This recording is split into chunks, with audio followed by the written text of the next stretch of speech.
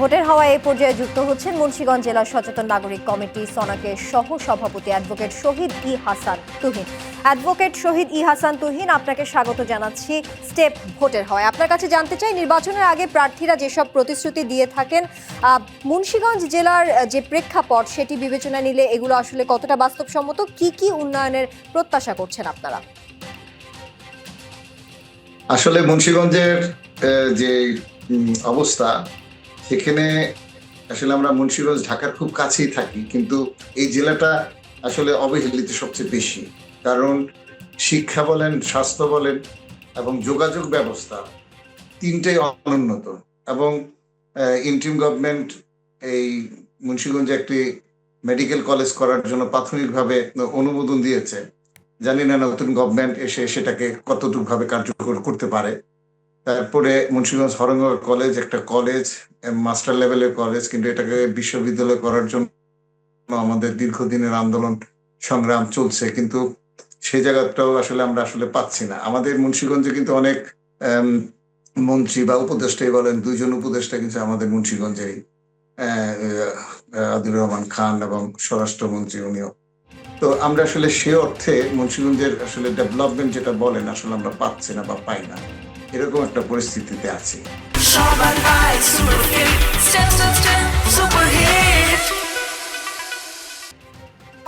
আরেকটু জানতে চাই, সামগ্রিকভাবে এবারে নির্বাচনকে আপনি কিভাবে দেখছেন? ভোটারদের মাঝে নতুন করে আস্থা তৈরি করতে কি পারবে এবারে নির্বাচন, কি মনে করছেন? আসলে নির্বাচনের আমেজ যেটাকে বলে সেরকম আসলে মনে হয় না, কারণ পোস্টার নাই বা দৃশ্য দেখলে বোঝা যায় না যে আসলে নির্বাচন যে সামনে আর মাত্র কয়েকটা দিন বাকি। খুব বেশি আলোড়ন নাই। আর আইন শৃঙ্খলা পরিস্থিতি মোটামুটি ভালোই আছে, খুব ধরনের কোনো সংঘর্ষ বা তেমন কোনো ঘটনা নেই। ওখানে এরকম একটা নির্বাচন হচ্ছে যেখানে বিএনপি ভার্সেস বিএনপি বা মুন্সিগঞ্জের প্রেক্ষাপটে যেটা বিরোধী বা স্বতন্ত্র যে প্রার্থী আছে দুইটা আসনে তাই, আর 1 নম্বর আর 2 নম্বর আসন, 3 নম্বর আসন, আর 2 নম্বরে এনসিপি আছে।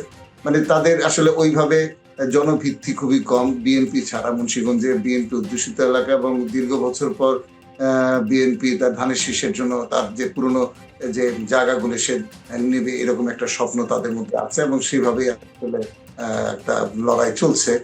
এবং দুই পক্ষই প্রচার এবং প্রচারণা বলেন বা বিভিন্নভাবে তারা শোডাউন করছে, উত্থান বৈঠক করছে, কিন্তু খুব বেশি আমেজ যেটাকে বলে পাবলিকলি বা মানুষের মধ্যে যে নির্বাচনী যে একটা উত্তেজনা, সেরকম আসলে নাই।